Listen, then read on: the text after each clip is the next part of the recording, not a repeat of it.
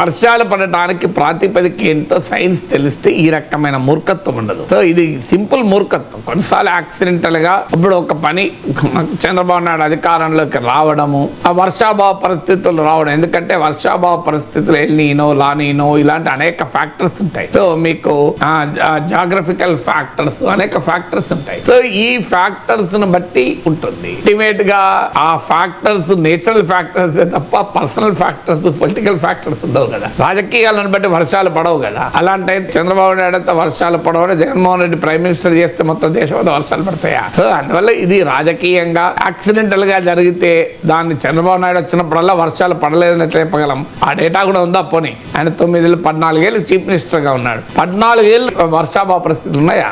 పోనీ ఆ డేటానే కరెక్ట్ ఉండాలి. ఒకవేళ ఉన్నా కూడా అది ప్రాతిపదిక కాదంటే జగన్మోహన్ రెడ్డి ఉన్నప్పుడు వర్షాభావ పరిస్థితులు ఎక్కడ రాలేదా? సో అందువల్ల ఇట్స్ అబ్సల్యూట్లీ అన్సైంటిఫిక్.